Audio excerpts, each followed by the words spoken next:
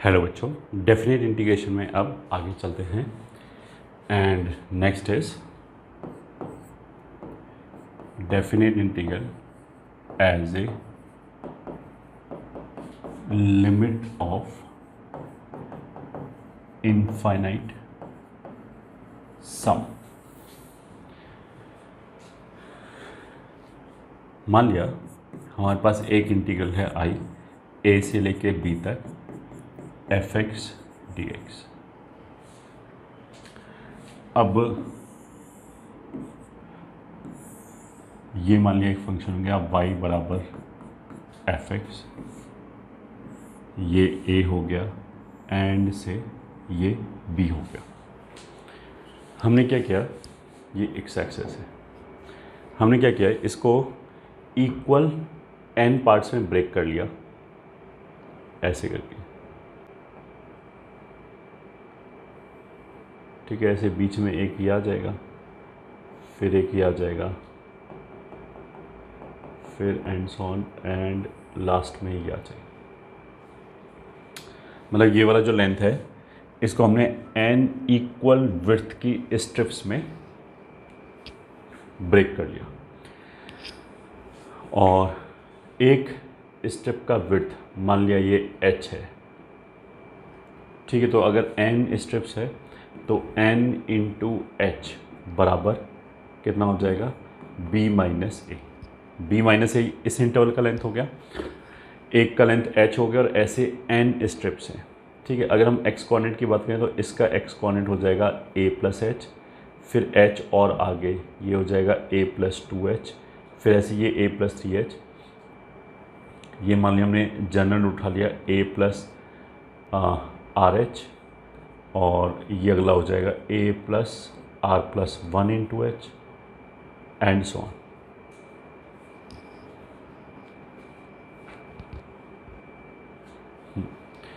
अब हमने क्या किया कि जैसे ये वाला स्ट्रिप है, ठीक है, इसके जो पहले पहले हाइट है उनसे हमने ये ऐसे रेक्टेंगल्स बनाए,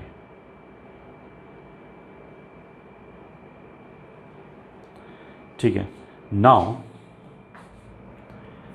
if we talk about this area in rectangles का एरिया,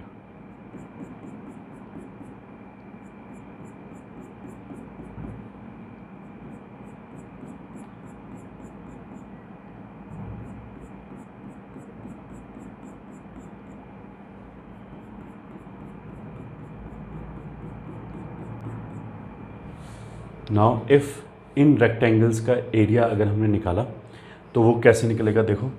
अगर ये पॉइंट A है तो ये वाला पॉइंट जो है इसके कोऑर्डिनेट्स हो जाएंगे a comma f of A, x coordinate a हो गया, y कोऑर्डिनेट एफ ऑफ ए हो जाएगा। ऐसे ये वाला जो पॉइंट है इसके कोऑर्डिनेट्स हो जाएंगे a plus H comma f of a plus H,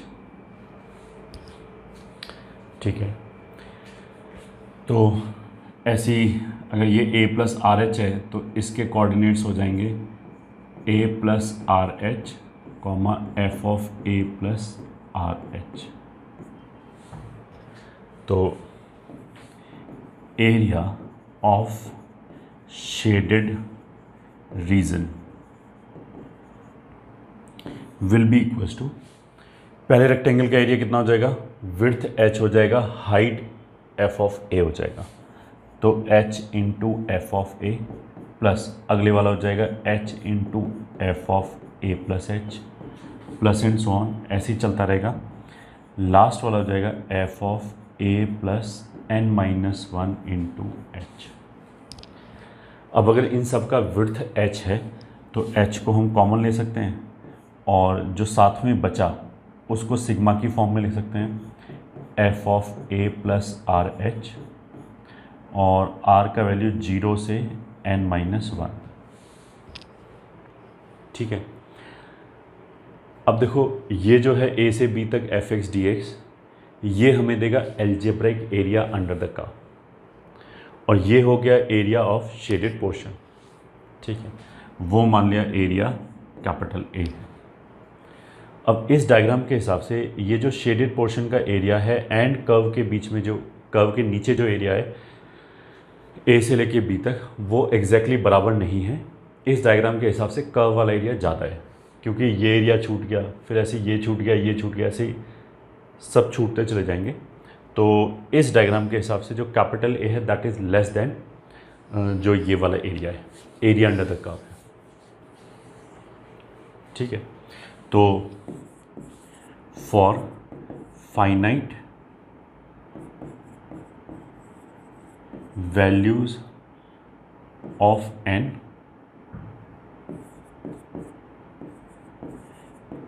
according to given diagram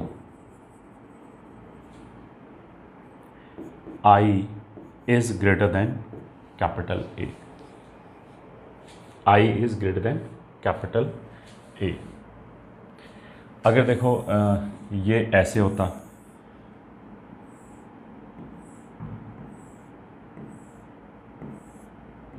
फिर ये हमने एक जनरल ले लिया और ये मान लिया आखिरी स्टेप ले लिया, ये बी, ये ए, ये वही ए प्लस एच, ए प्लस 2h। यहाँ पे तो हमने क्या किया, जैसे ये वाला ही जो स्टेप आई थी, ठीक है, ये जो थर्ड स्टेप आया इसमें एक तो पहली हाइट है और एक दूसरी हाइट है, तो हमने पहली हाइट को हाइट मान के रेक्टेंगल बनाया। ठीक है, हम ऐसे भी कर सकते हैं कि जो दूसरी वाली हाइट है, जैसे पहले ये हो गया, इसको हमने मान लिया,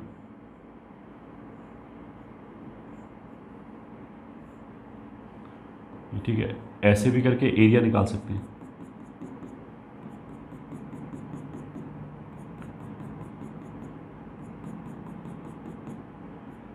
ठीक है, ऐसे ये एरिया हो गया और ये एरिया हो गया। तो इस वाले केस में एरिया ऑफ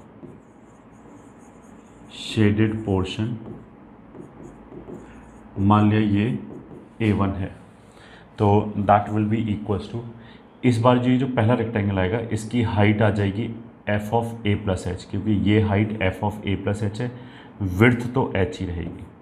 तो इस बार h तो वैसे ही कॉमन ले लिया, f of a plus h, a plus 2h, ऐसे चलते हुए f of a plus n h तक जा सकते हैं। This is equals to h times sigma r is equals to 1 से लेके n तक f of a plus r h, ये आएगा। ये वाला जो शेडेड एरिया है वो इसके बराबर आ जाएगा। और अगर हम इस डायग्राम के हिसाब से देखें तो देखो जो a था वो तो i से छोटा था, क्योंकि ये छोटे वाले रेक्टेंगल्स लिए गए थे। यहाँ पे जो a1 है वो i से बड़ा आएगा। तो for given diagram a will be less than I will be less than a1। अगर देखो इंक्रीजिंग है, अगर इंक्रीजिंग फंक्शन है ऐसे, तो फिर ऐसा होगा। अगर यही फंक्शन डिक्रीजिंग हो जाए, मान लिया, लिख ही लेते हैं इसको, अगर जो फंक्शन है वो ऐसे डिक्रीजिंग हो जाए a से लेके b तक, तब क्या होगा कि अगर मैंने पहले वाला हाइट लिया तो एरिया ज़्यादा आएगा। ऐसे करके अगर इधर से हमने हाइट लेना चालू किया तो इस वाले केस में ये वाला जो एरिया आएगा ये a1 आएगा, सॉरी ये a आएगा। a मतलब क्या है कि पहली हाइट को लेके रेक्टेंगल्स बनाए गए हैं यहाँ तक। तो इस डायग्राम के लिए a will be greater than I will be greater than a1। a क्या होगा, h टाइम्स सिग्मा r बराबर 0 से n-1 f of a plus r H will be greater than I will be greater than h into sigma r बराबर 1 से लेके n तक f of a plus r h, ये आएगा।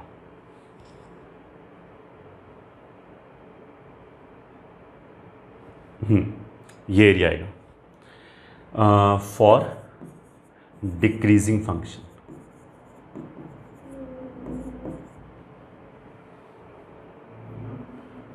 ठीक है, एक तो ये कॉन्सेप्ट हो गया। अब हम आगे चलते हैं। जो हमने जैसे ये एरिया बनाया था ए से लेके बी तक, और मान लिया हम ए वाली बात कर लेते हैं।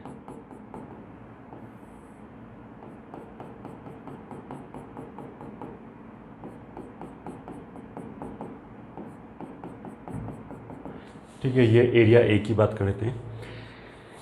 ए और कैपिटल आई क्या था, कर्व के नीचे का एरिया हो गया, ये पूरा एरिया हो गया, और ए क्या हो गया, इन रेक्टेंगल्स का एरिया हो गया।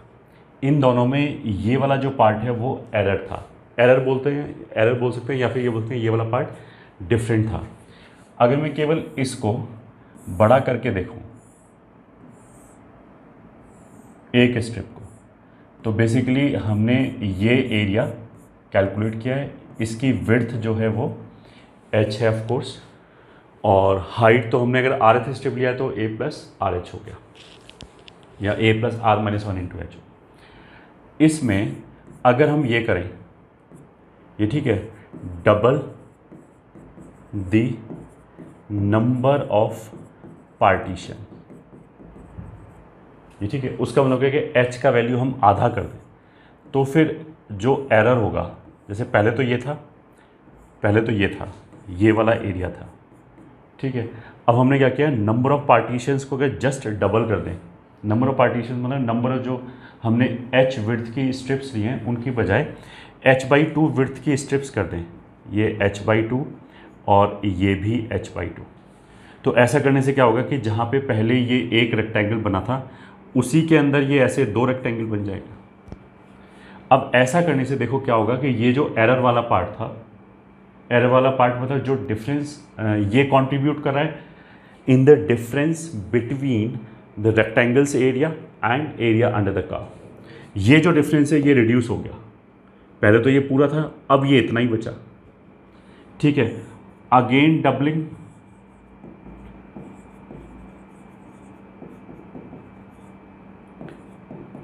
एन विल इम्प्लाई कि पहले ऐसे था, फिर हमने उसमें 2 किया, अब उसमें हमने 4 कर दिया, तो ये एरिया, ये एरिया, ये एरिया, ये एरिया, ठीक है। पहले ये एरिया था, बस ये टोटल h है, और ये h/4 अगर हमने कर दिया, तो पहले तो बेसिकली ये एरिया था बस, और इतना एरर था, ठीक है। अब अगर हमने इसमें डबल किया, तो डबल करने से ये बीच वाला ले लिया हमने, तो फिर ये एरिया हमने एक्स्ट्रा ऐड कर दिया था इस वाले केस में। फिर अगर हमने 4th टाइम किया तो ये एरिया भी एक्स्ट्रा ऐड हो गया, ये एरिया भी एक्स्ट्रा ऐड हो गया। तो नाउ यू कैन सी जो एरर है पहले वो इतना था, फिर वो इतना रिड्यूस हो गया, अब वो और ज़्यादा रिड्यूस हो गया। तो now you must be getting hang of it कि एग्जैक्टली चल क्या रहा है। अगर हम अपने नंबर ऑफ पार्टीशंस को बढ़ाते हुए चले जाएं, मतलब इंटरवल नहीं बढ़ेगा, इंटरवल तो ए से बी तक ही रहेगा, n पार्टीशन की बजाय 2n पार्टीशन कर दें, तो हर पार्टीशन का विड्थ जो है वो h से h/2 हो जाएगा। फिर अगर हम 4n पार्टीशन कर दें और डबल कर दें, और विड्थ कम होता चला जाएगा। बट विड्थ कम होने से क्या होगा, now we can see as n is approaching towards infinity, जो एरिया a है that will approach towards i, क्योंकि i और a के बीच में गैप कॉन्टीन्यूसली कम होता चला जाए। तो अगर हमने लिमिट में थोड़ा सा भी ध्यान दिया है, तो लिमिट में हमने ये पढ़ाया था कि लिमिट एग्जैक्टली क्या होता है। किसी भी एक्सप्रेशन के लिमिट का मतलब ये है कि जैसे जैसे x की वैल्यू हम कहीं पे भी ले जा रहे हैं, अगर वो एक्सप्रेशन 5 को अप्रोच कर रहा है लगातार, तो 5 will be it's limiting value. तो इस वाले केस में अगर ये a i को अप्रोच कर रहा है, तो a का लिमिटिंग वैल्यू i ही होगा, ठीक है। इस बात का मतलब ये है फाइनली कि i जो है दैट इज a से b तक f(x) dx will be nothing but limit n is approaching towards infinity a and this is also limit n is approaching towards infinity a1। मतलब अगर हमने नंबर ऑफ पार्टीशंस को बढ़ाया तो a वाला area लिया तो ये आ जाएगा, ठीक है। अगर तुम a1 वाला एरिया लोगे तो भी समझ में आ जाएगा। अगर पहले एरिया ये आ रहा था, मान लिया A1 में ये एरिया आ रहा था, तो इसमें क्या होगा कि ये एरिया आएगा फिर ये एरिया आएगा। तो पहले इतना ज़्यादा एरर आ रहा था तो ये वाली एरर हमने रिमूव कर दिया। तो उसमें क्या होगा कि अगर हम A1 वाला कैलकुलेट करें, मतलब पहले हाइट ना लेके दूसरी हाइट ले तब एरिया कैलकुलेट करें, वो भी I की तरफ ही जाएगा। ठीक है, अगर तुम खुद डायग्राम बनाओगे तो समझ में आ जाएगा कि यहाँ पे ऐसे करके बन जाएगा तो एरर और कम हो जाएगा। ठीक है, तो इसलिए A1 और n की अगर हमने कोई फाइनाइट वैल्यू लिया और अगर फंक्शन इंक्रीजिंग या डिक्रीजिंग है तो A1 और एरिया में से एक तो I से छोटा होगा, एक I से बड़ा होगा, बट दोनों का लिमिटिंग वैल्यू I के बराबर ही होगा। तो A से B तक fx dx is equals to limit n is approaching towards infinity n sigma r बराबर 0 से n-1 तक f of a plus r h, ऐसे लिख लो, या फिर this is limit n is approaching towards infinity h into sigma r बराबर 1 से n तक लिख लो a प्लस आर एच। इन दोनों में एक्सप्रेशंस में डिफरेंस क्या है, ये 0 से n-1 तक जा रहा है और ये 1 से n तक जा रहा है, दोनों में n टर्म्स लिखें। अगर देखो n इन्फिनिटी तक जाएगा तो you can very well understand कि यहाँ से 0 के करस्पॉन्डिंग जो टर्म आएगा इस एक्सप्रेशन से, केवल r बराबर 0 के लिए जो टर्म आएगा वो ऐसा आएगा h into f of a, r तो 0 हो गया। अच्छा, n इंटू एच जो है, n into H b minus a constant है, तो इसका मतलब क्या है कि अगर n इन्फिनिटी को जाएगा that will of course means कि h 0 को जाएगा। तो n स्टैंडिंग टुवर्ड्स इन्फिनिटी लिखो या h स्टैंडिंग टुवर्ड्स 0 लिखो, दोनों एक ही बात है क्योंकि दोनों का प्रोडक्ट कांस्टेंट है। तो अगर एक इन्फिनिट को जाएगा तो ऑफ कोर्स दूसरा 0 को जानी चाहिए, तभी प्रोडक्ट कांस्टेंट आ सकता है।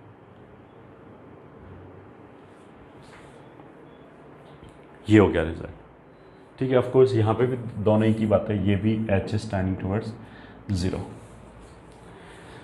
तो मतलब एक तरीका तो क्या हो गया कि अगर हमें कोई इंटीग्रल ऐसे इवैल्यूएट करना है तो उसको हम ऐसे एक सम में कन्वर्ट कर सकते हैं और इस सम का वैल्यू निकाल के और उसके ऊपर लिमिटिंग वैल्यू निकाल के, मतलब पहले ये सम निकाला फिर इसकी वैल्यू जो भी आई उसका जो लिमिटिंग वैल्यू होगा that will give you the value of integral.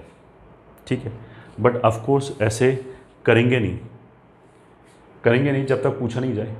ठीक है, क्यों नहीं करेंगे, क्योंकि इंटीग्रल निकालना आसान है, ये निकालना बहुत डिफ़िकल्ट है। बहुत डिफ़िकल्ट क्यों है, क्या चीज़ इसमें दिक्कत करेगा, हमें सम निकालना दिक्कत करेगा।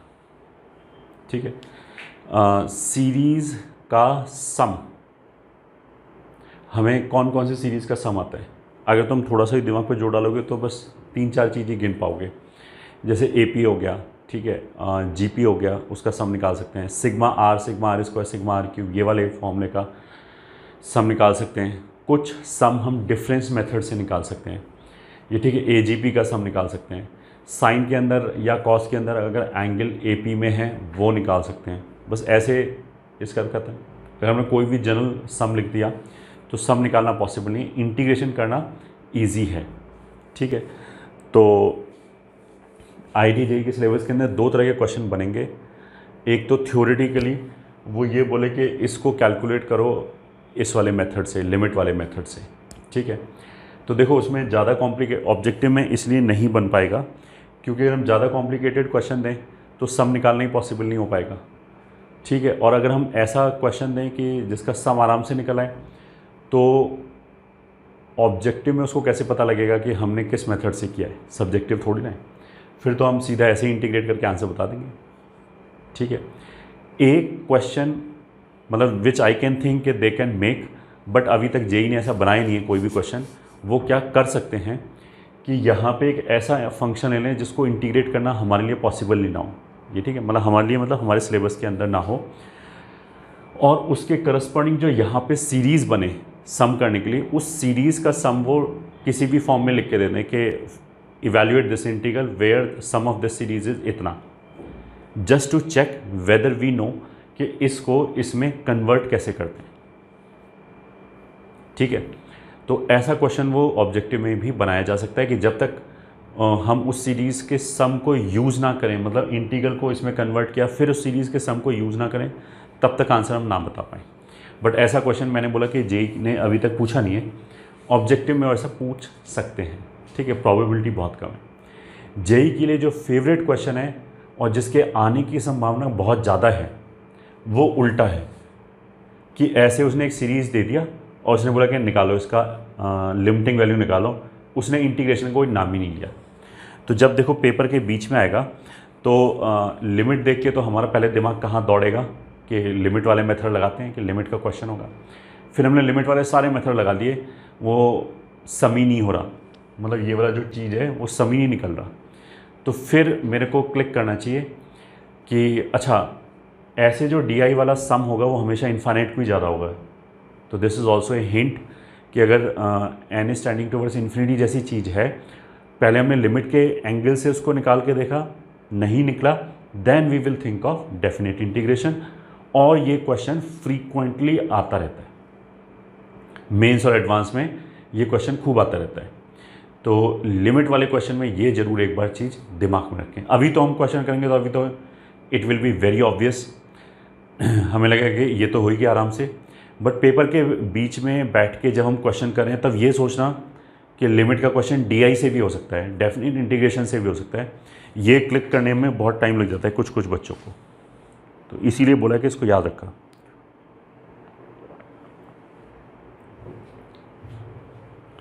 ठीक है, now let's start. Note 1, finding integral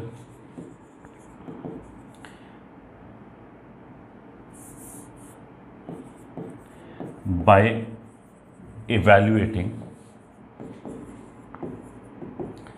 the limit on right hand side is called first principle or ab initio। ठीक है, तो अगर हम बोलें कि ये इंटीग्रल निकालो फर्स्ट प्रिंसिपल से, तो उसका मतलब क्या है कि इस इंटीग्रल को पहले सम में कन्वर्ट करो और फिर क्वेश्चन किया। अब वो कैसे करेंगे?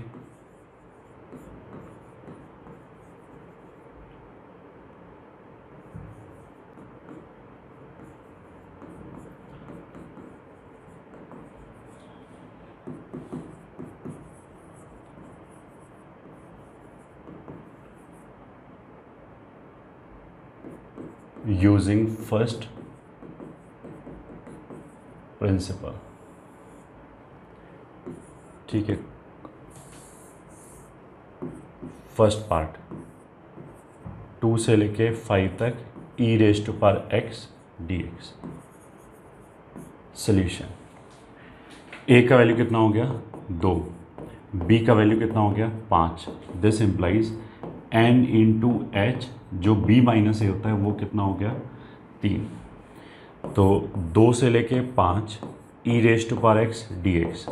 ठीक है, अच्छा इसमें fx कितना हो गया e raise to power x। इसी फंक्शन को इंटीग्रेट करें तो इसको हमें लिमिट में कन्वर्ट करना है। तो लिमिट ऐसे तो लिख ही लो, n is turning towards infinity और h is turning towards 0, that is understood. वो लिखो भले ही मत लिखो। फिर एक h आता है, फिर एक सिग्मा आता है, r बराबर 1 से n तक लिख लो, चाहे 0 से n-1 लिख लो, दोनों में से कुछ भी लिख सकते हैं, टोटल n टर्म्स लिखने हैं। फिर यहाँ पे आता है f of a plus r h, ऐसे आता है। तो this is equals to limit n is turning towards infinity h sigma r बराबर 0 से n-1। f का मतलब क्या है, e लिखा है, fx मतलब e raise to power x, और जो भी आर्ग्यूमेंट में लिखा है वो x की जगह पावर आ जाएगा। तो आर्ग्यूमेंट में क्या आ जाएगा a इज़ 2 प्लस r, वो तो समेशन वेरिएबल है, सिग्मा उसी के लिए लगा रखा है, तो चाहे फंक्शन कुछ भी हो r तो ऐसे ही आएगा और h भी ऐसे ही आएगा। So this is equals to e square हमने बिल्कुल बाहर निकाल दिया, कांस्टेंट है वो तो, limit n is turning towards infinity h। अच्छा h हम बाहर नहीं निकाल सकते क्योंकि h भी n का ही फंक्शन है, तो h कांस्टेंट की तरह ट्रीट नहीं हो रहा है, n इंटू एच फिक्सड है, तो अगर n चेंज कर रहा है तो h भी चेंज होगा। इस सिग्मा में अगर हम r बराबर 0 रखें तो 1 आ जाएगा, e raise to power h, e raise to power 2h आ जाएगा, उसको हम ऐसे लिख सकते हैं, plus e raise to power h n-1 तक यहाँ पे आ जाएगा। तो हमने क्या बोला था, सबसे दिक्कत वाला जो स्टेप आएगा वो यही आएगा कि इसका सम कैसे निकालें। तो ये तो क्वेश्चन बहुत ज़्यादा इजी है और इसका सम तो सिंपली निकल आएगा जीपी लगा के। तो ये n टर्म्स की जीपी होगी और जिसका common ratio e raise to power h है, raise to power n upon e raise to power h-1। ठीक है, तो अब देखो इस लिमिट को पहले तो सम किया किसी भी तरीके से, सम करके जब आंसर आ जाए तो फिर वो लिमिट निकाला। अब लिमिट निकालने का तरीका क्या होगा कि n इंटू एच जितने भी क्लब हो सकते हैं उनको क्लब कर करके उसकी जगह b माइनस ए लिख दिया, मतलब 3 लिख दिया। ठीक है, जितने भी क्लब हो गए उनको लिख लिया। अब जो बच गया एक्सप्रेशन उसको या तो सारे को h में कन्वर्ट कर लिया या सबको n में कन्वर्ट कर लिया, फिर लिमिट ले लिया। ठीक है, तो this is equals to e square limit n is standing towards infinity या फिर h is standing towards 0, h upon e raise to power h-1, मतलब इन दोनों को एक साथ क्लब कर लिया, e raise to power n h हो जाएगा, e raise to power n h कितना था 3। ठीक है, तो ऐसा लिखने से ये कांस्टेंट हो गया। अब इसने पार्टिसिपेट करना बंद कर दिया लिमिट में, अब तो ये बाहर निकल जाएगा। ये हमारा स्टैंडर्ड लिमिट हो गया, e raise to power x-1 upon x, अगर x 0 को जा रहा है तो 1 होता है, तो उसका उल्टा लिखो तो भी 1 ही आएगा। तो ये स्टैंडर्ड फॉर्म में से 1 हो गया। फाइनल आंसर आ गया ई स्क्वायर ई क्यू -1, तो फाइनल आंसर आ गया e raise to power 5 minus e square, ये आंसर आ गया। ठीक है, एक और पार्ट ले लिया, सेकंड 1 से 5 तक एक्स स्क्वायर डी एक्स। ठीक है, सोल्यूशन एफ एक्स कितना है एक्स स्क्वायर, ए कितना है 1, बी कितना है 5, तो n टाइम्स h कितना हो जाएगा 4। तो अब integral 1 to 5 x square d x will be limit n is approaching towards infinity h sigma r बराबर 1 से n तक लिख लेते हैं। मतलब तुम्हारे हाथ में दोनों तरीके से आंसर आ जाएगा, चाहे 0 से n-1 लिखो चाहे 1 से n लिख लिया। f of a plus r h, तो एफ एक्स हो गया एक्स स्क्वायर, तो एफ ऑफ समथिंग का मतलब क्या हो जाएगा समथिंग का स्क्वायर। ए कितना हो गया 1 प्लस आर एच, तो ऐसे ही रहता है, तो ये हो गया। ठीक है, तो this is equals to limit n is approaching towards infinity h sigma r बराबर 1 से लेके एन तक 1 plus r square h square plus 2RH। This is equals to limit n is standing towards infinity h. अब ये sigma लगा है तो 1 का सिग्मा कितना हो गया n, r square h square में सिग्मा में दो चीज़ें, एक लिमिट है एक सिग्मा है। तो लिमिट के लिए तो n एंड h दोनों वेरिएबल है, सिग्मा के लिए केवल r वेरिएबल है। तो ये जो आर स्क्वायर एच स्क्वायर पे पहले सिग्मा लगाएंगे तो उसमें h तो कांस्टेंट की तरह ट्रीट होगा सिग्मा लगाने के लिए, तो एच स्क्वायर को तो ऐसे ही छोड़ दिया और आर स्क्वायर का जो सिग्मा होगा वो फॉर्मूला होता है ये n-1 2n-1 अपॉन 6। ऐसे ही 2RH में 2h को तो ऐसे ही छोड़ दिया, सिग्मा r हो जाएगा n-1/2, ये हो गया। तो ये दो और ये दो cancel. This is equals to limit n is standing towards infinity. ठीक है, इस h को अंदर ले गए तो पहला टर्म हो गया NH प्लस, और फिर हमने बोला था कि जितना भी NH क्लब हो जाए सबको कर दिया, तो एक h तो यहाँ से अंदर गया, ये h³ हो गया, उस h³ को एक एक ब्रैकेट में ले गए, एक हो जाएगा NH, दूसरा हो जाएगा NH माइनस H, तीसरा हो जाएगा 2NH minus H upon 6 plus ऐसे यहाँ पे NH दूसरा हो जाएगा NH माइनस H, ये हो जाएगा। और NH कितना है 4, तो इसकी जगह 4 रख दिया हमने, तो ये 4 हो जाएगा।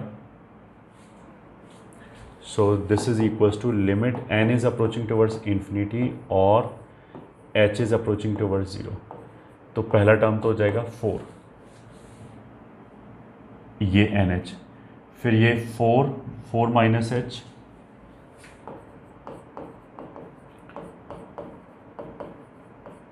अपॉन 6 प्लस यहाँ हो जाएगा 4 माइनस H। ये ठीक है, इस NH की जगह 4 रख दिया, इस NH की जगह 4 रख दिया, तो ये 4 इंटू 4 माइनस H हो गया, तो ये आ गया। अब इसमें n इन्फिनिटी को जा रहा है तो n कहीं है ही नहीं, h अगर 0 को जा रहा है तो इसमें अगर h 0 को जा रहा है तो कोई इंडिटरमिनेंट फॉर्म नहीं, हमने जान ही दिया। जैसे इससे पहले वाले क्वेश्चन में जब हमने बोला कि इसमें h 0 को जा रहा है तो ये भी 0 को गया और डिनोमिनेटर भी 0 हो गया, तो वो तो 0/0 का फॉर्म हो गया। 0/0 का फॉर्म हो गया तो हमें लिमिट निकालना पड़ा, लिमिट निकाला तो वो 1 आ गया। बट इस वाले केस में क्या हुआ कि अगर h 0 को गया तो कोई इंडिटरमिनेंट फॉर्म ही नहीं आया, हमने जान नहीं दिया। बस आंसर कितना हो जाएगा 4 plus 4 into 4 into 8 upon 6 plus 4 into 4, तो हो गया 4 4 16 और 4 20, ये ठीक है, प्लस ये हो जाएगा 3 और 2 4, तो 4 4 16 4 64/3, तो ये हो जाएगा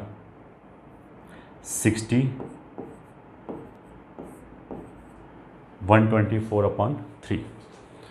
किसका इंटीग्रेशन था? 1 से 5 x स्क्वायर का। अब तुम अलग से करके देख लो, 1 से 5 x स्क्वायर dx, क्या ये सही है?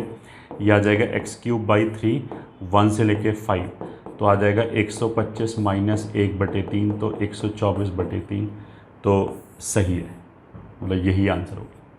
ये तो मैं ऐसे ही वेरीफाई करके दिखाया, ये आंसर होगा।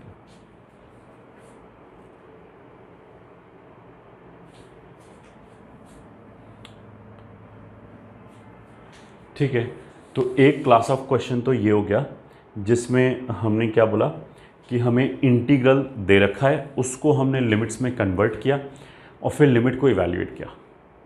तो इसका तो IIT JEE में एज सच कोई यूज़ है नहीं ज़्यादा।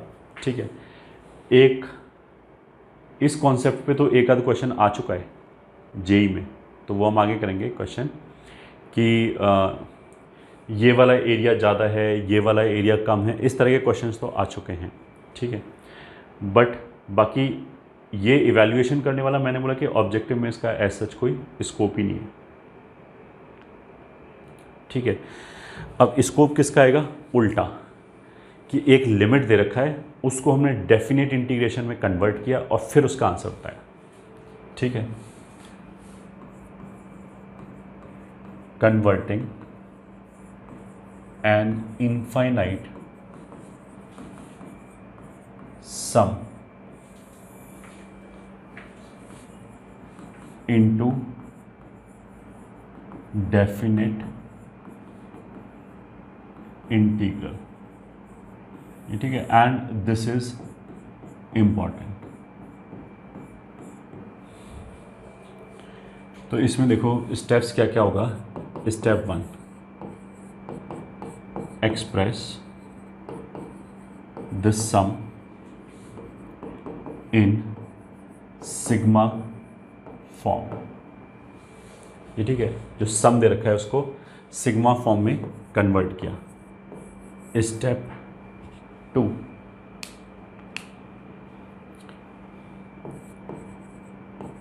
क्लब ऑल आर मतलब जो भी समेशन वेरिएबल है,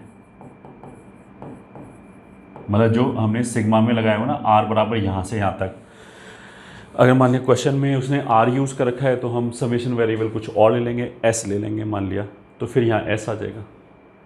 तो club all r in the form of r/n, ठीक है, in the form of r by N.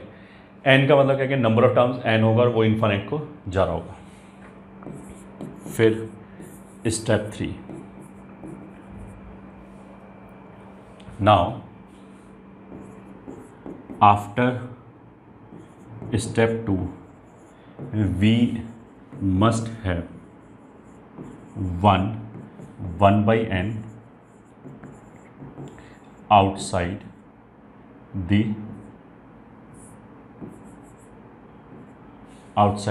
sigma। ठीक है, उसका मतलब क्या है कि आर बाई एन में जितने भी जहाँ जहाँ पे भी आर आ रहा है सब आर बाई एन के फॉर्म में क्लब हो जाएगा, और वो क्लब होने के बाद एक n एक्स्ट्रा बच जाना चाहिए डिनोमिनेटर में, जिसको हम बिल्कुल बाहर निकालेंगे, वो 1 बाई एन मतलब एक्स्ट्रा आ जाना चाहिए। बाकी सब कुछ आर बाई एन के फॉर्म में क्लब हो जाना चाहिए, ना आर एक्स्ट्रा बचना चाहिए ना n एक्स्ट्रा बचना चाहिए। और अगर r या n में से कुछ एक्स्ट्रा बच रहा है तो उसका मतलब क्या है कि वो क्वेश्चन फिर डी से नहीं हो रहा होगा। जो भी क्वेश्चन डी से हो रहा होगा, डेफिनेट इंटीग्रेशन में कन्वर्ट करके हो रहा होगा, वो ऐसे पक्का हो जाएगा। ठीक है, स्टेप 4, नाउ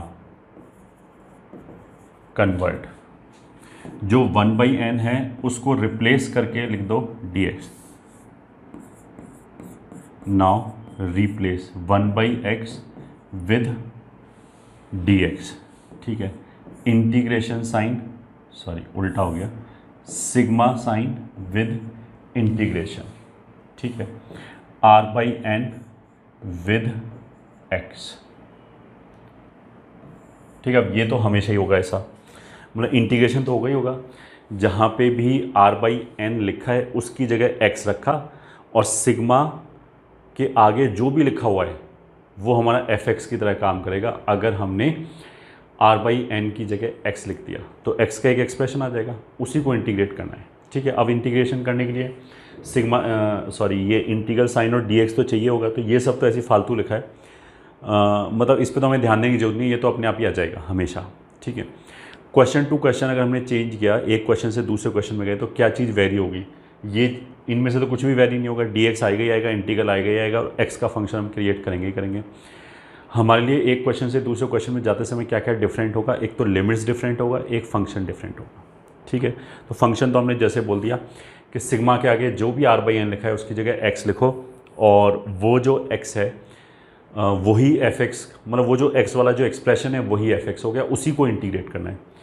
और लिमिट्स के लिए lower limit of integration is equals to limit n is approaching towards infinity, lower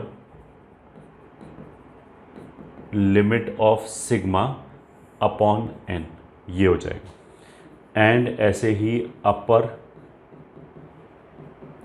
limit of integration is equals to limit n is approaching towards infinity, upper limit of sigma divided by n, ये हो जाएगा। ठीक है,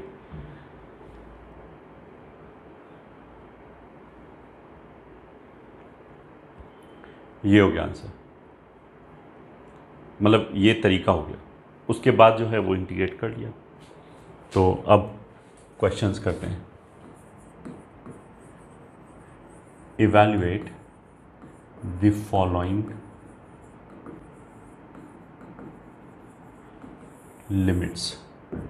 first हो गया limit n is approaching towards infinity, 1 raised to power 5, 2 raised to power 5 plus 3 raised to power 5 plus and so on n raised to power 5 upon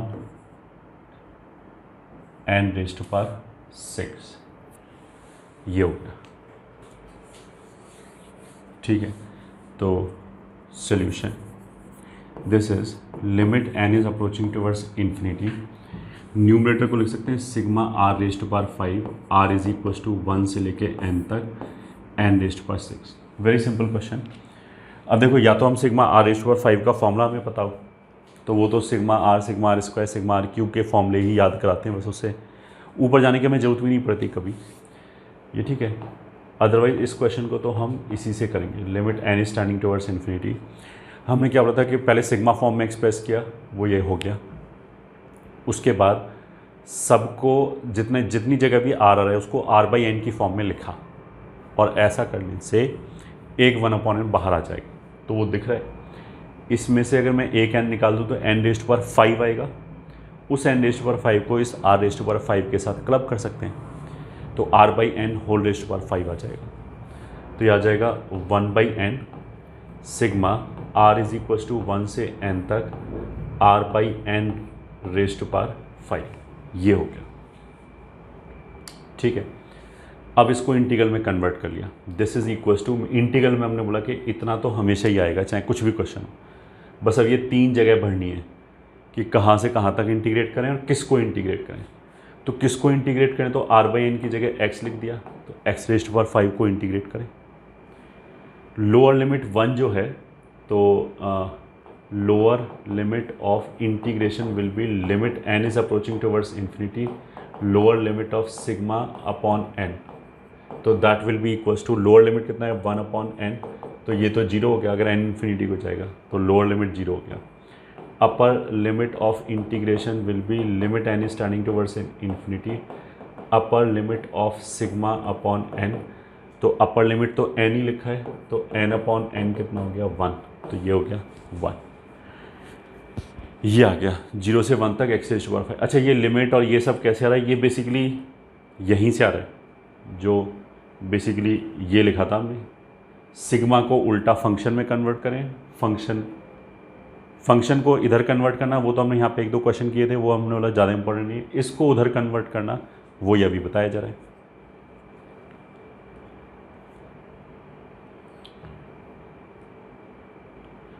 हाँ, तो इसका इंटीग्रेशन आ जाएगा x⁵6/6 फ्रॉम 0 से 1, तो आंसर आ गया 1/6। ये आंसर आ गया इस क्वेश्चन का। अब एक क्वेश्चन और करते हैं, second question. Limit n is tending towards infinity और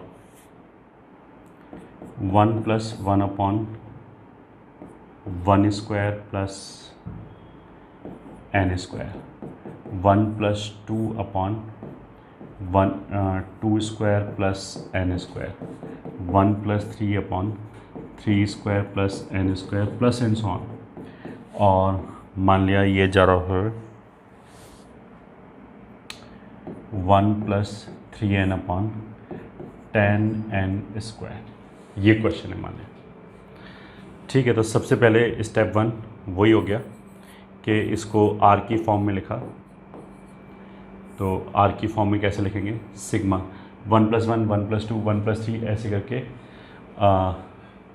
सॉरी 1 प्लस नहीं, n + 1, n + 2, n + 3 और n + n, तो मतलब ये हो जाएगा 4n 2/5n, ये हो गया।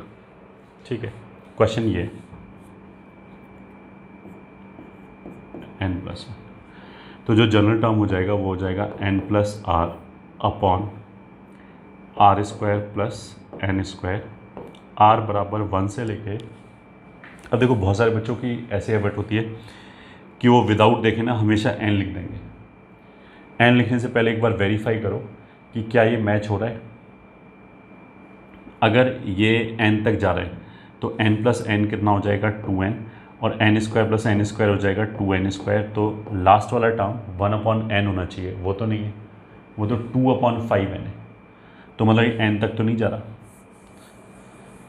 तो ये कहाँ तक जा रहा है, ये जानने के लिए एक तो हम ऐसे ही कर सकते हैं कि n + r/r² प्लस n² को हम 2/5n के बराबर कर दें, फिर क्रॉस मल्टीप्लाई करके r की वैल्यू निकाल लें।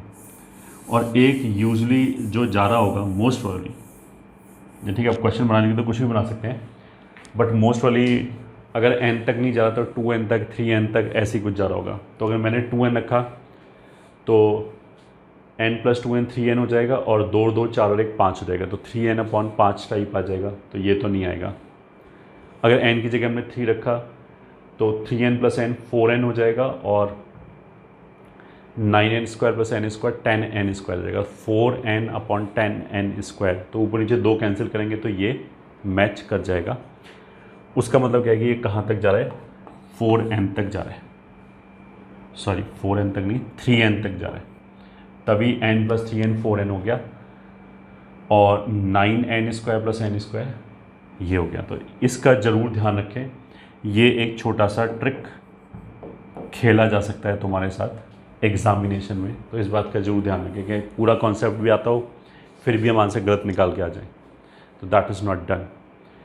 तो अगर मेरे को सब कुछ r/n की फॉर्म में चाहिए तो ऑफ कोर्स ये r दिखाई दे रहा है, ये r² दिखाई दे रहा है, तो इस r² के नीचे n² चाहिए होगा मेरे को, इस r के नीचे n चाहिए होगा। तो हमने क्या किया, n² बाहर किया, ये n बाहर किया, तो n/n², एक n बच गया जो बचना चाहिए। r बराबर 1 से लेके 3n तक, 1 + r/n और 1 + r/n का होल स्क्वायर, ये क्वेश्चन हो गया। बस इसके बाद r/n के फॉर्म में सब कुछ क्लब हो गया, ना r एक्स्ट्रा बचा ना n एक्स्ट्रा बचा, और बाहर एक 1/n भी है, तो ये हमारा परफेक्ट फिट हो जाएगा डी में। इंटीग्रेशन 1 को n से डिवाइड करके n टेंडिंग टुवर्ड्स इन्फिनिटी किया तो 0 आ जाएगा, 3n को n से डिवाइड किया तो ये 3 आ जाएगा, r/n की जगह x लिखा तो ये फंक्शन हो जाएगा, तो फंक्शन हो जाएगा 1 + x/1 + x²। बस अब ये इंटीग्रेशन हो गया। अच्छा, अब जैसे इसका अगर हम आंसर निकालेंगे, इस क्वेश्चन का आंसर निकालेंगे, तो मैंने अभी ये बोला था कि अगर ये क्वेश्चन मान लिया लिखा हुआ है, एग्जामिनेशन हम दे रहे हैं और क्वेश्चन नंबर 16 जो है वो ये आ गया, 16th क्वेश्चन ये आ गया मान लिया, तो ऑब्वियस ही बात है मेरे दिमाग में सबसे पहले तो यही जाएगा ना कि लिमिट से करते हैं, लिमिट से कैसे हो गए, लिमिट वाली चीज़ मेरे दिमाग में पहले जाएगी। अब लिमिट में हम इसको सम करने की कोशिश करेंगे, तो देखो सिग्मा r स्क्वायर वाला फॉर्मूला तो लगेगा नहीं, क्योंकि डिनोमिनेटर में भी टर्म वेरी कर रहा है। अब जब डिनोमिनेटर में टर्म वेरी करता है, मैं तुम्हें थॉट प्रोसेस बता रहा हूँ कि हमारे दिमाग में क्या क्या चीज़ें चलनी चाहिए। अगर डिनोमिनेटर में टर्म वेरी करता है तो मोस्ट प्रोबेबली, मतलब अगर ऐसे हो जाए 1/3, 1/9, 1/27, अगर ऐसे हो जाए तो वो तो फिर सिंपली जीपी ही हो गया, उसकी बात नहीं करें। इस तरीके से लिखा है ना, variable term plus something constant लिखा है, n कांस्टेंट लिखा है, समेशन के पॉइंट ऑफ व्यू से, लिमिट के पॉइंट ऑफ व्यू से n कांस्टेंट नहीं है, लिमिट तो n का ही निकालना है, ठीक है। तो अभी हम लिमिट की बात नहीं करी, अभी हम लिमिट की बात नहीं कर रहे, अभी हम इसको सम करने की कोशिश कर रहे हैं, ठीक है।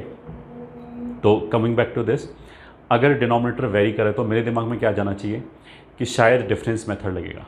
अब डिफरेंस मेथड में यूजुअली डिनोमिनेटर फैक्टराइज होता है, और जब उसको सेपरेट करते हैं तभी बीच में डिफरेंस क्रिएट होता है, तो डिफरेंस मेथड भी सोचोगे तो तुम्हें समझ में आ जाएगा कि वो भी नहीं लग पाएगा, ठीक है। देन जैसे इस क्वेश्चन का जो आंसर है 1/1 + x² वाला जो टर्म है, that will give you tan inverse x, ठीक है। अब जब 0 से 3 तक इंटीग्रेट करेंगे तो इसके आंसर में tan इनवर्स 3 वाला टर्म आएगा। तो जब tan इनवर्स 3 वाला टर्म आ जाए, तो जैसे मान लीजिए क्वेश्चन लिखा है, मैंने बोला ना क्वेश्चन नंबर 16 मान लिया ये लिखा है पेपर के अंदर, तो ऑप्शंस में जब तुम्हें tan इनवर्स दिखाई देगा तो तुम्हें क्लिक कर जाना चाहिए यार सीरीज़ के सम में tan इनवर्स कहाँ से आ गया। सीरीज़ का सम तो AP, GP, HP ये सब अगर हमें आता है वो सब लगाएंगे तो tan इनवर्स कैसे जनरेट हो जाएगा। That should give you the hint कि ये डेफिनेट इंटीग्रेशन से डेफिनेटली होगा, तभी tan इनवर्स और लॉग जैसी चीज़ें आ पाएंगी। लॉग वैसे बाई चांस डायरेक्टली भी आ सकता है, लॉग का एक्सपेंशन भी आ सकता है, 1 + x वाला चीज़ यूज़ करके भी लॉग आ सकता है, बट इस वाले केस में जैसे tan इनवर्स है तो tan inverse should also give you the hint कि DI यूज़ हो रहा होगा। कर लेते हैं 1/1 + x² का integration tan inverse x/1 + x² जो है, दोनों टर्म को सेपरेट कर दिया हमने, x/1 + x² बेसिकली f'/f जैसी चीज़ होगी। तो अगर मैंने x को 2x लिख दिया और नीचे हाफ लिख दिया तो 2x एग्जैक्ट डेरिवेटिव हो गया इसका, तो उसका इंटीग्रेशन ये हो जाएगा। अगर 1 + x² का एग्जैक्ट डेरिवेटिव हो गया तो 1 + x² x की तरह ट्रीट हो जाएगा, तो यह आ जाएगा बिटवीन 0 से लेके 3 तक। अब 3 रखा तो it will be tan inverse 3 minus tan inverse 0 plus half ln, अगर 3 रखेंगे तो यह आ जाएगा 10, 0 रखेंगे तो ln1 0, तो यही आंसर आ गया। आंसर कितना आ गया, tan इनवर्स 3 प्लस ln, चाहो तो √10 लिख सकते हैं इसे, ये हमारा आंसर आ गया। So this is a fairly simple question.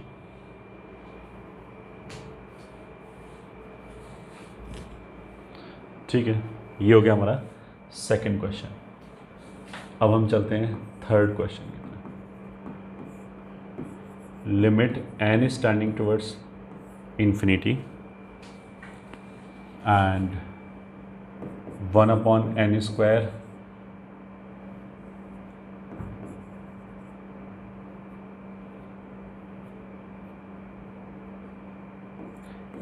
tan square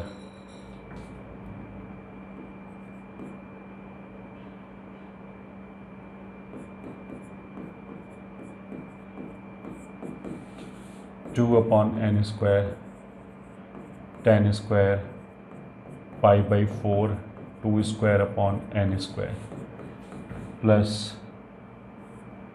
3 upon n square tan square pi by 4 3 square upon n square plus and so on n terms तक ये क्वेश्चन। तो solution limit n is tending towards infinity sigma 1 upon n square 2 upon n square तो r upon n square, फिर हो गया tan square pi by 4 और ये हो जाएगा r बाई n का होल स्क्वायर, r बराबर 1 से लेके n टर्म्स तक बोल रखा है तो 1 से लेके n, ये हो गया। Now this is equals to sigma r बराबर 1 से लेके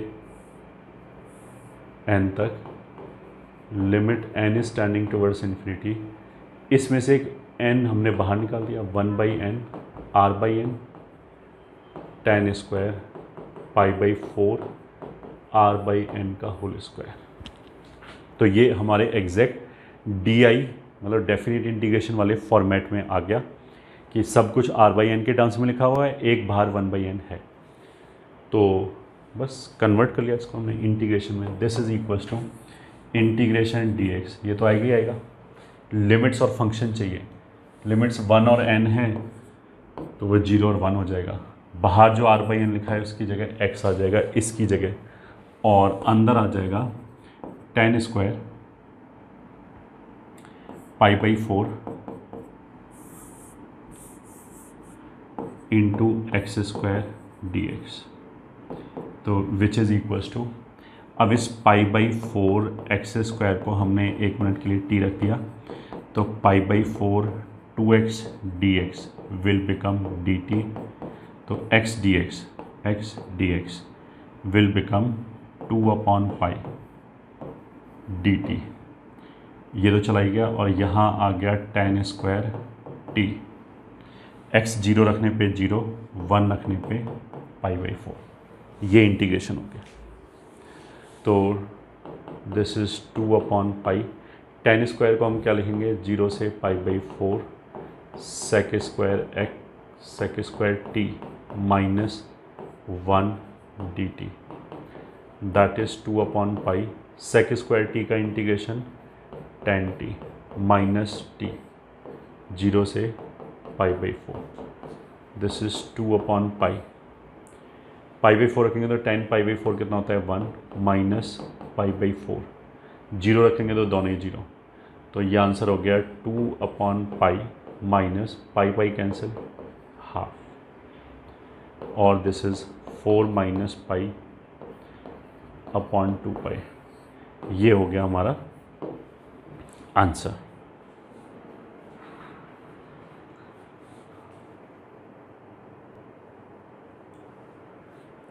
ये आंसर आ गया हमारा simply. So this was question number 3। अब एक और क्वेश्चन करते हैं, question number 4। Limit n is tending towards infinity, n square plus 1 square, n square plus 2 square, n square plus 3 square and so on, n square plus n square whole raised to power 1 by n upon divided by n square, ये question है। तो सबसे पहले तो हमने क्या किया, limit n is tending towards infinity, इस n स्क्वायर को अंदर ले गए, तो एन स्क्वायर की पावर एन लिख लिया, whole raised to power 1/n। तो मतलब पहले तो ये ऐसे जाएगा 1 square n square plus 2 square से लेके n square plus n square upon n square की power n whole raised to power 1/n। तो अगर इसको वापस बाहर निकालें तो एन एन कैंसिल हो जाएगा, एन स्क्वायर बाहर ऐसे आ जाएगा। ठीक है, ये फॉर्मेट हो गया। अब ये एन स्क्वायर की पावर एन का मतलब क्या है कि n square n square n square n बार लिखा है, तो हम एक एक ब्रैकेट में ले गए और ये एन ही ब्रैकेट है, 1 स्क्वायर 2 स्क्वायर 3 स्क्वायर से लेकर एन स्क्वायर तक एक एक ब्रैकेट में यूज़ हो जाएगा। So this is equals to limit n is tending towards infinity 1 plus 1 square upon n square, फिर 1 plus 2 square upon n square, 1 plus 3 square upon n square and so on, 1 plus n square upon n square whole raised to power 1/n। ये हो गया। ठीक है, अब इसमें क्या है, देखो अगर हमें डेफिनेट इंटीग्रेशन से क्वेश्चन करना है तो वहाँ पे हमारे पास सिग्मा आना चाहिए। ठीक है, सम आना चाहिए, ये तो प्रोडक्ट आ रहा है। ठीक है, तो फिर हम क्या करेंगे, कोई भी नंबर k अगर पॉजिटिव नंबर लिखा है तो उसको e raised to power ln k लिख सकते हैं इस प्रोडक्ट को सम में कन्वर्ट करने के लिए। ठीक है, अब e को हमने पहले लिमिट्स में लिखना बताया था कि ऐसे भी लिखते हैं एक्सपोनेंशियल k।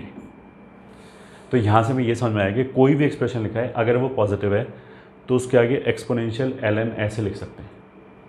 तो जैसे ये जो पूरा एक्सप्रेशन है, इस पूरे एक्सप्रेशन के आगे एक्सपोनेंशियल और ln ऐसे करके लिख सकते हैं। मतलब हमने क्या लिखा, एक्सपोनेंशियल। ठीक है, लिमिट को अंदर ले गए, limit n is approaching towards infinity ln 1 plus 1 square upon n square, 1 plus 2 square upon n square, 1 plus n square upon n square whole raised to power 1/n। ऐसे हो गए। ठीक है, इस 1/n को यहाँ पे ले आए तो this is equals to exponential limit n is tending towards infinity, वो 1/n आगे आ गया। ठीक है, तो वैसे भी हमें एक 1/n चाहिए होता है और ये लिखा है ln a b c d ऐसे करके, तो हो जाएगा ln a plus ln b plus ln c। तो वहाँ से ln 1 plus 1 square upon n square plus ln 1 plus 2 square upon n square plus and so on. कहाँ तक जाएगा ये, ln 1 plus n square upon n square, ये हो जाएगा। This is equals to exponential limit n is approaching towards infinity. इसको अगर हम सिग्मा की फॉर्म में लिखें तो ln 1 प्लस r/n का होल स्क्वायर, ये हो जाएगा। ठीक है, अब ये परफेक्ट डेफिनेट इंटीग्रेशन वाले फॉर्म में आ गया। ठीक है, सब कुछ r/n के टर्म्स में लिखा है, बाहर एक 1/n है, तो it is equals to exponential, integration में कन्वर्ट कर लिया तो 1 से n है तो 0 से लेके 1 ln 1 plus x square dx, ये हो गया। ठीक है, क्या इंटीग्रेट करना है हमें, एक्सपोनेंशियल मतलब e की पावर में लिखा है और इंटीग्रेशन 0 से 1 तक ln 1 plus x square dx है। तो अगर लॉग हो या इन्वर्स हो तो अगर उसमें सीधा सीधा सब्स्टिट्यूशन वर्क ना करे तो बाई पार्ट्स ही लगेगा, तो इसको फर्स्ट बोल दिया, इसको सेकंड। तो it is exponential of x ln 1 plus x square from 0 से 1 माइनस 0 से 1 तक x into ln 1 plus x square का इंटीग्रेशन सॉरी डिफ्रेंशिएशन, ये हो जाएगा।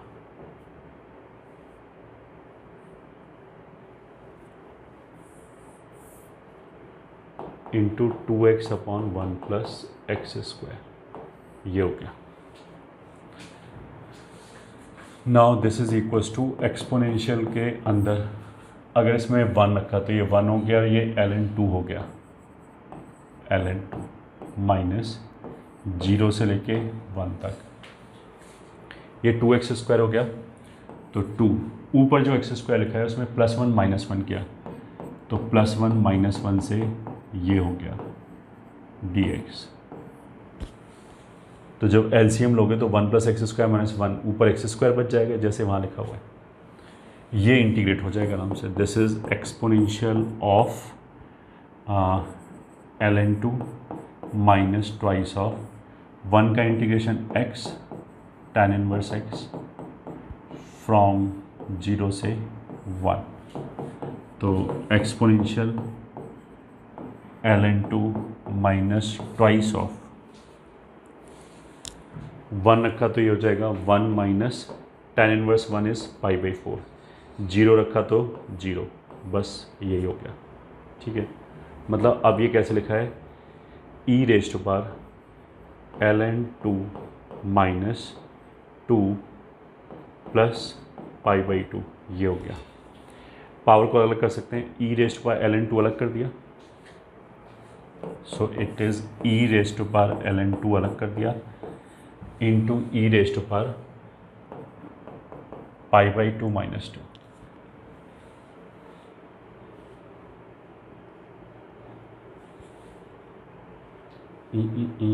लेट मी सी, कोई गड़बड़ तो नहीं है, -2 -1 प्लस π/2, हाँ fine.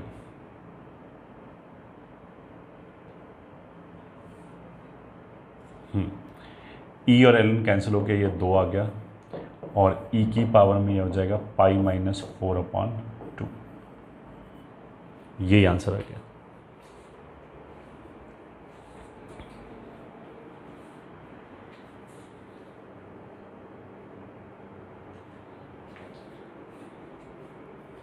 So this will be the answer. अब अगले क्वेश्चन की तरफ चलते हैं, and the question says let Sn is equals to sigma k is equals to 0 से लेके n तक n/n² plus kn plus k² and Tn is equals to sigma k is equals to 0 से n-1 तक n/n² plus kn plus k², for n is equals to 1 2 3 and so on, then a option Sn is less than π/3√3, B option Sn is greater than π/3√3, C option Tn is less than π/3√3, and D option हो गया Tn is greater than π/3√3। ये है question में ये basically k is equals to 1 से होना चाहिए। अब देखो ये क्वेश्चन देख के मेरे को ऐसी फील आ जानी चाहिए कि एज ए इन्फाइनाइट सम से होगा। और ये वाली जो सीरीज़ दे रखी है, मतलब इसमें दे क्या रखा है, ये बेसिकली उसी तरह की चीज़ है कि अगर ये फंक्शन इंक्रीजिंग है या डिक्रीजिंग है तो एक बार तो हम इन वाले रेक्टेंगल्स का एरिया निकाल रहे हैं, और एक बार हम छोटे वाले रेक्टेंगल्स का एरिया निकाल रहे हैं। अगर फंक्शन डिक्रीजिंग है, ठीक है, इंक्रीजिंग है तो उल्टा हो जाएगा, ऐसे करके यहाँ तक a से लेके b तक, a से लेके यहाँ b तक, ठीक है। तो मोस्ट प्रॉबेबली जो Sn और Tn है उसमें बेसिकली Sn अगर 1 से चालू हो रहा है तो ये वाला जो एरिया आएगा ठीक है, इसमें हम दूसरे को ले रहे हैं तो ये एरिया आ जाएगा SN, और इसमें हम पहले को ले रहे हैं, पहले वाले को हाइट मान के हमने खींचा है ऐसे करके, तो ये वाला एरिया आ जाएगा TN। एंड होपफुली अगर हम n टेंडिंग टुवर्ड्स इन्फिनिटी लें तब तो इन दोनों का लिमिटिंग वैल्यू सेम आएगा। ये तो n के किसी एक फाइनाइट वैल्यू के लिए इन दोनों का वैल्यू सेम आएगा। तो जो कर्व के नीचे का एरिया है A से B तक, दैट शुड बी जो π/3√3 है। तो पहले हम इसी बात को निकालते हैं। सॉल्यूशन, लेट I बराबर limit n is tending towards infinity और सिग्मा k बराबर 1 से लेके n तक n/n² plus kn plus k²। पहले तो हम इसी का वैल्यू निकालते हैं। ठीक है, इसको बाहर निकाल दिया, n² को, एक n कैंसिल हो जाएगा, तो this will be limit n is tending towards infinity 1/n sigma k is equals to 1 से लेके n तक 1 प्लस k/n प्लस k/n का होल स्क्वायर। तो यहाँ पे जो समेशन का वेरिएबल है वो r की बजाय k दे रखा है, तो उससे कोई फ़र्क नहीं पड़ता। ये k/n जो है वो हमारे लिए x की तरह रिप्लेस हो जाएगा इंटीग्रल में। तो अब हमने इसको आगे सॉल्व किया। So this is equals to integration 1 और n को अगर n से डिवाइड करेंगे तो 0 से 1 आ जाएगा, और ये आ जाएगा 1/x प्लस x² dx। तो that will be equals to 0 से लेके 1 तक। अगर डिनोमिनेटर को परफेक्ट स्क्वायर बनाया तो ये x प्लस हाफ का होल स्क्वायर आएगा प्लस 3/4 आएगा इंटू dx। ये आ गया। इसका integration will B 1/√3/2 1/a tan inverse x/a, तो x plus half upon √3/2 from 0 से लेके 1 तक, ये आएगा। ठीक है, ये निकाल लेते हैं। ये आ जाएगा 2/√3 tan इनवर्स, बाकी सब तो ठीक है। हाँ, अगर मैंने 1 रखा तो ये आ जाएगा 3/2, तो 2 कैंसिल हो गया, √3 आ जाएगा। और अगर मैंने 0 रखा तो आ जाएगा tan इनवर्स 1/√3। ठीक है, तो यहीं लिख लेते हैं 2/√3, ये हो जाएगा π/3, ये हो जाएगा π/6, तो 2/√3 इंटू π/6 हो जाएगा। उस 6 से ये 3 हो जाएगा, तो ये हो गया π/3√3। ठीक है, अब π/3√3 तो लिमिटिंग वैल्यू हो गई, मतलब एरिया अंडर द कर्व हो गया। और ये वाले जो एक्सप्रेशन है SN और जो TN है वो बेसिकली इस तरह के एक्सप्रेशन हो गए। अब तुम इसको ऐसे देखो, हम इंटीग्रेशन कहाँ से कहाँ तक कर रहे हैं, 0 से लेके 1 तक। ठीक है, 0 से लेके 1 तक जो 1 plus x plus x² parabola है, 1 प्लस एक्स प्लस x² एक पैराबोला है, पैराबोला वर्ड है, और इसका जो वर्टेक्स है वो -½ पे आएगा।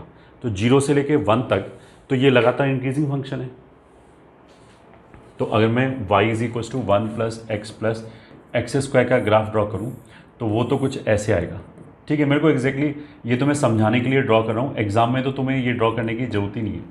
तो तुम्हें ऐसे ही दिख जाएगा कि 1 plus x plus x² is an increasing function in 0 से लेके 1 तक। लगातार वैल्यू इंक्रीज हो रहा है और हमेशा वैल्यू ऑफ कोर्स पॉजिटिव ही रहेगा।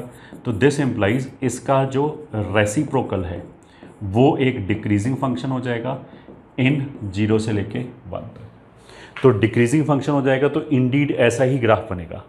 ठीक है, नाउ यू कैन सी कि जो TN है वो तो ज़्यादा एरिया आ जाएगा, तो TN will be greater than I will be greater than SN में कम एरिया आ जाएगा। और I का वैल्यू π/3√3 है, तो TN is greater than π/3√3 and SN is less than π/3√3। SN 1 वाला है, हाँ सही है। ये JEE का पुराना क्वेश्चन है। तो इसमें जो बेसिक कॉन्सेप्ट है जहाँ से हमने इंटीग्रेशन को as a limit of infinite sum लिखा था वो वाला कॉन्सेप्ट यूज़ हो रहा है, वहाँ से ये आंसर आया है। तो आई होप ये सबको क्लियर है। ठीक है, क्वेश्चन ऑफ कोर्स ये अच्छा है और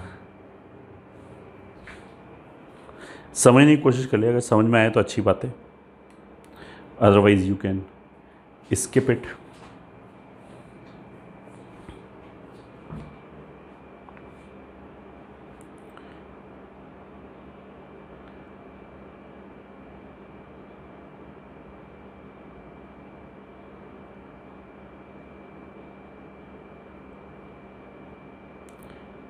कुछ क्वेश्चंस और कर लेते हैं।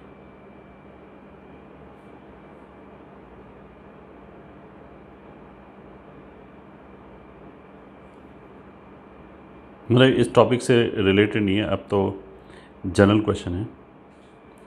हाँ, क्वेश्चन नंबर 2, लेट, ये भी प्रीवियस ईयर्स का क्वेश्चन है। एफ एक्स 1 से लेके x तक ln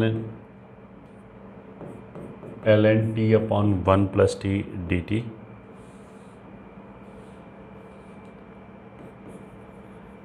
then find the function f x plus f of 1 over x and hence find the value of f of e plus f of 1 over e। ठीक है, तो अब अगर उसने बोला कि नहीं इसकी वैल्यू बताओ, अगर हमने फंक्शन f निकाल लिया तो तुम इसको ऐसे सोचो कि फिर हमारे पास ज़्यादा तो कुछ बचा ही नहीं। अगर हमने फंक्शन f निकाल ही लिया तो उसमें एक बार e रखेंगे तो f ऑफ e आ जाएगा, एक बार 1 अपॉन e रखेंगे तो f ऑफ 1 अपॉन e आ जाएगा। तो मेरे को ये वाली चीज़ पिंच करनी चाहिए कि इसने फिर ऐसा पूछा ही क्यों। तो जैसा हमने पहले बोला था वो इसलिए हो सकता है कि ये निकालना आसान पड़ रहा हो, और या ऐसा भी हो सकता है कि इंडिविजुअली एफ एक्स निकल ही ना रहा हो और F of x plus f of 1 over x निकल रहा हो। तो सबसे पहले तो F x is nothing but 1 से लेके एक्स तक ln t upon 1 plus t d T, ये गिवन है। तो एफ ऑफ 1 ओवर एक्स क्या हो जाएगा, एक्स की जगह 1 ओवर एक्स रख दिया, ln t upon 1 plus t d T, ये हो गया। ठीक है, अब देखो अगर हम इन दोनों को जोड़ेंगे तो इन दोनों के मैनिपुलेशन के लिए आई वुड लाइक कि लिमिट सेम हो जाए। तो लिमिट में तो यहाँ रेसिप्रोकल हो गया, 1 को भी हम 1 का रेसिप्रोकल बोल सकते हैं। तो अगर मेरे को इन दोनों का लिमिट सेम बनाना है तो इसमें हम सब्स्टिट्यूट कर सकते हैं x, इंटीग्रेटिंग वेरिएबल t है तो t की जगह कुछ भी 1 अपॉन वाई मान लिया, तो उससे क्या होगा कि लिमिट्स का रेसिप्रोकल हो जाएगा। तो this will imply d t will be minus d y upon y square रखा। तो this will be equals to, जब लोअर लिमिट 1 है, t का वैल्यू 1 है तो y का वैल्यू भी 1 आ जाएगा, ये x आ जाएगा, ln t की जगह 1 अपॉन वाई आ जाएगा, यहाँ से आ जाएगा 1 अपॉन वाई, ये हो जाएगा minus d y upon y square. So this is 1 से लेके x तक ln 1 अपॉन वाई को लिख सकते हैं माइनस ln वाई। ठीक है, ओके, तो एक माइनस और ये माइनस कैंसिल हो गया, इसको लिख सकते हैं y प्लस 1 और एक y डिनोमिनेटर में आएगा, वो एक y इसके साथ कैंसिल हो गया, तो यहाँ ऐसे y बचा इंटू डी वाई। अब ऐसे लिखने के बाद हमने क्या किया, इन दोनों को जोड़ दिया, ऐड कर दिया, तो ऐसे आ जाएगा f x plus f of 1 over x equals to, अब देखो दोनों का लिमिट सेम है और जो इंटीग्रेटिंग वेरिएबल है उसको t लिखो या y लिखो, उसको उससे कोई फ़र्क नहीं पड़ता, वो तो एक ही बात है। ये हमने कहाँ पढ़ाया था, प्रॉपर्टी 2 में। प्रॉपर्टी 2 में ये होता था कि a to b f x d x लिखो या a to b f t d t लिखो, एक ही बात है। तो बिकॉज लिमिट सेम है तो अंदर वाले फंक्शन को हमने दोनों को t में कन्वर्ट कर लिया। एक तो आ गया ln t upon 1 plus t और दूसरा ln t upon t times 1 plus t d t. Now this will be equals to 1 से लेके x तक, इसमें ऊपर नीचे t मल्टीप्लाई कर दिया तो दोनों का डिनोमिनेटर सेम हो गया, ln t कॉमन लिया तो t प्लस 1 ऊपर आ गया, t प्लस 1 कैंसिल हो गया, तो ये आ गया ln t upon T d T. And this is nothing but, अगर 1 ओवर टी जो है वो ln t का डेरिवेटिव है, तो अगर डेरिवेटिव प्रेजेंट है तो उसको छोड़ दिया dt के साथ और इसको x मान के इंटीग्रेट कर सकते हैं। तो ln square T upon two, 1 से लेके x रखा तो ln square x upon two, और ln 1 0 हो गया। तो ये वैल्यू आ गई F of x plus f of 1 over x की। अगर एफ ई प्लस 1 ओवर ई चाहिए तो इसमें हमने x की जगह e रख दिया। तो लेफ्ट हैंड साइड पे x की जगह e रखेंगे तो f of e plus f of 1 over e हो जाएगा, plus f of 1 over e, और राइट हैंड साइड पे ln e का वैल्यू 1 होगा, तो ये आंसर कितना हो गया, हाफ। यही आंसर आ गया। ठीक है, ये एक क्वेश्चन हो गया। और आगे चलते हैं।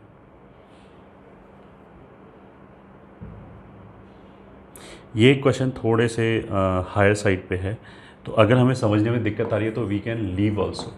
इस लेक्चर में जो भी बचे हुए क्वेश्चन है दैट वी कैन लीव। ये भी पुराने जेई गए क्वेश्चन है। a प्लस बी बराबर 4 where a is less than 2 and let gx be a differentiable function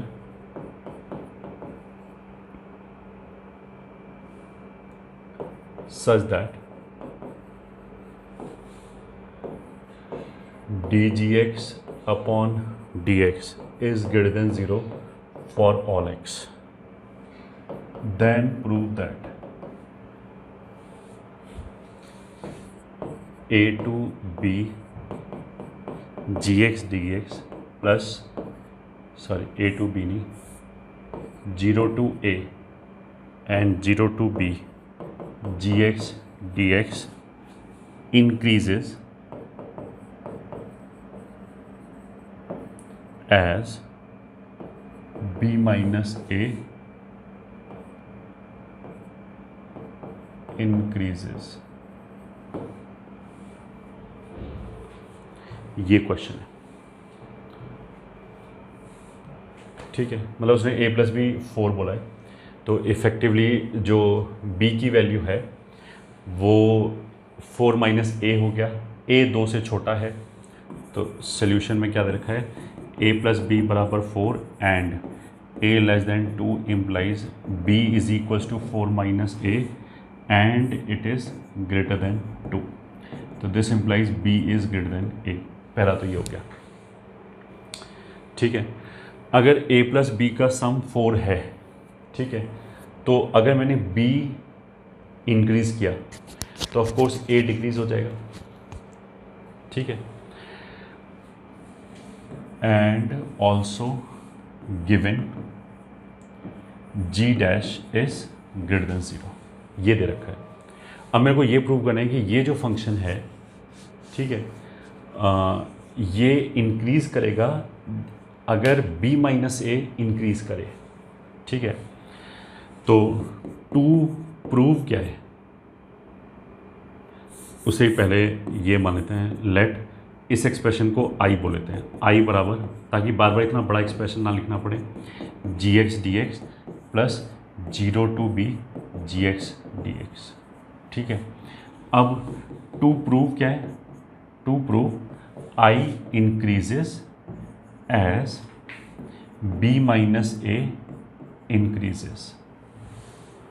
ठीक है, and b minus a increases implies b increases।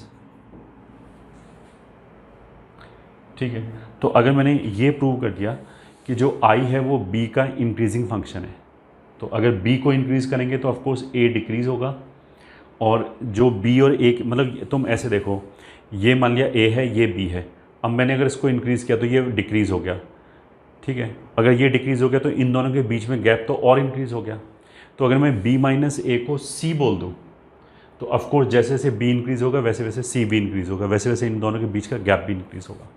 तो अल्टीमेटली मेरे को इन दोनों को मिला के क्या प्रूव करना है कि i is an increasing function of b। ये प्रूव करना है।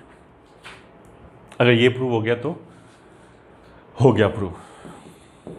Now I as a function of b, इन सबको बी में कन्वर्ट कर लिया तो 0 से लेके ए को हमने लिख लिया 4 माइनस बी जी एक्स डी एक्स प्लस 0 से लेके बी जी एक्स डी एक्स। ठीक है, अब हमने इसको डिफ्रेंशिएट कर दिया बी के रेस्पेक्ट में, तो यह आ जाएगा आई डैश बी बराबर अपर लिमिट का डेरिवेटिव 1, तो g times 4 minus b plus upper limit का डेरिवेटिव 1 जी टाइम्स बी, तो this is g b minus g a, क्योंकि ये 4 माइनस बी जो है वो तो ए ही हो जाएगा।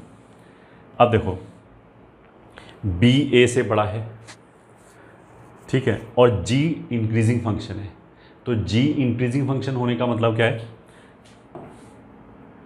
Now g is increasing function and b is greater than a implies gb is greater than ga।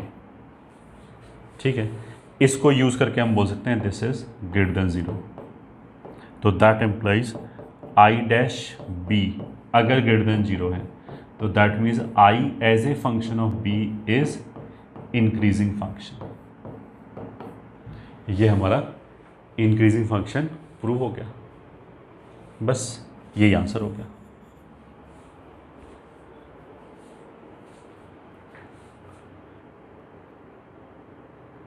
This will be the answer.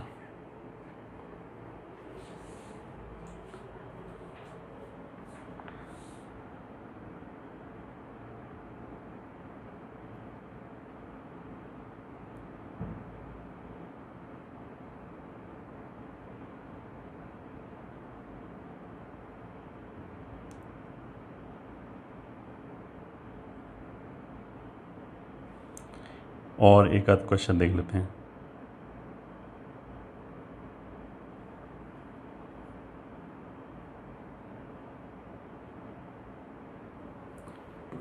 Question number 3, ये भी जेई का क्वेश्चन है। If I m comma n is equals to 0 to 1 t raise to power m 1 plus t raise to power n d t, then express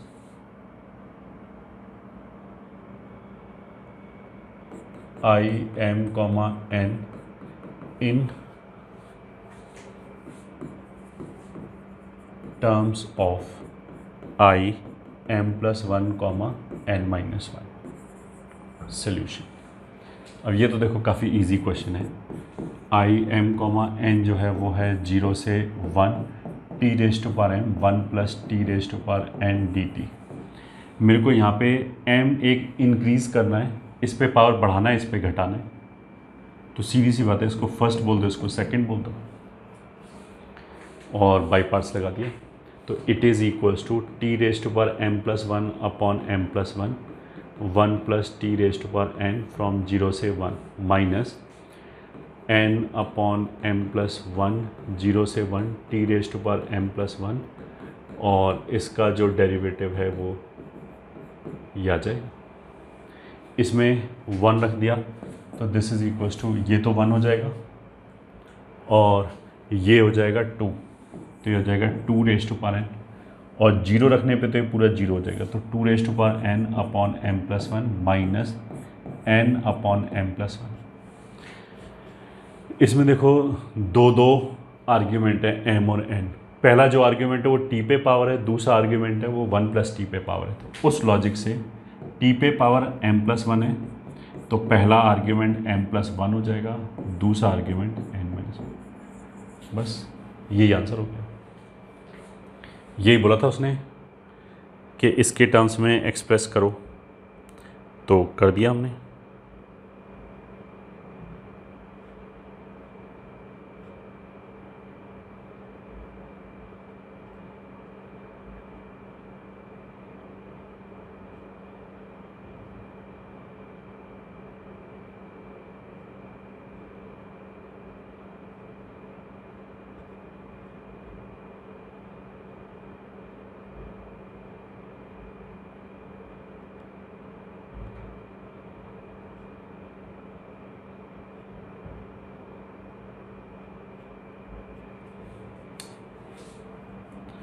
एक और question कर लेते हैं।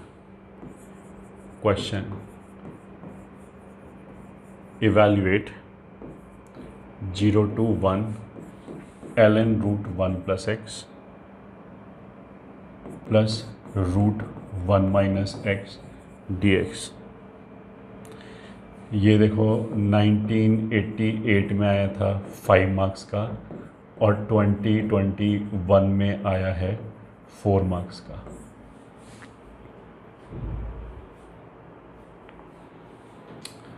ठीक है, सॉल्यूशन तो I is equals to 0 to 1 ln root 1 plus x plus root 1 minus x d x. एक तो हम ऐसे कर सकते हैं, सीधा सीधा बाई पार्ट लगा दिया। ठीक है, ln को डिफ्रेंशिएट कर लिया, इसको इंटीग्रेट कर लिया। तो दिस इज जो x ln root 1 plus x plus root 1 minus x 0 से लेके 1 तक माइनस फिर 0 से 1 तक इंटीग्रेशन ये हो गया।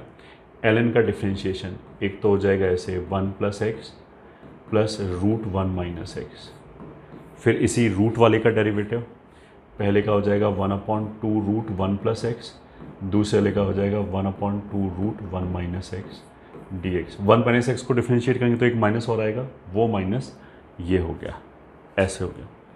ठीक है, इसमें 1 रखा तो ये 0 हो गया, ये 1 हो गया, ये रूट 2 हो गया, तो ये हो गया ln रूट 2। 0 रखा तो ये 0 1 और 1 2, ये 0 हो गया, तो कुछ करने की जरूरत ही नहीं। माइनस 0 से लेके 1 तक x upon root 1 plus x root 1 minus x.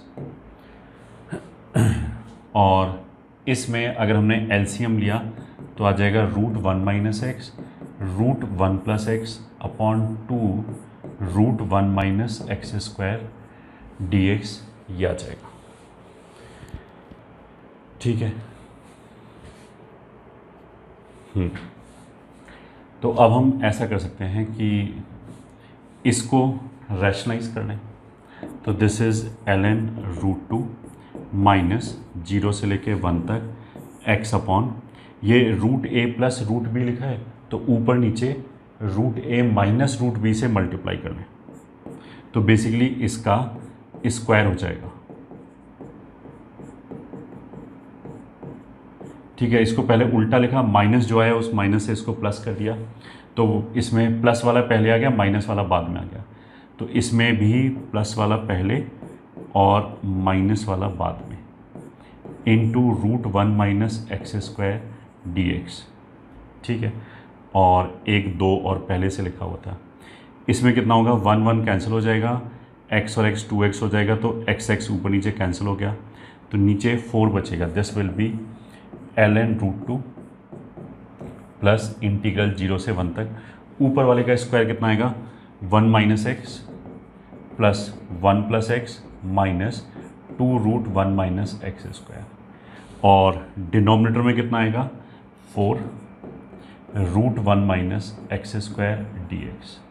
तो देखो ये x और x कैंसिल हो गया, और यहाँ पे 1/4 चलो बाहर निकाल दिया, तो this is equals to ln root 2 plus 1/4 अगर हमने बाहर निकाल दिया 0 से लेके 1 तक, एक तो आ जाएगा 2 upon root 1 minus x square, और दूसरी जगह से भी 2 आ जाएगा, तो 2 लिखने की बजाय ऐसे लिख लिया, और दूसरे में ये दोनों कैंसिल हो ही जाएंगे, तो -1 dx।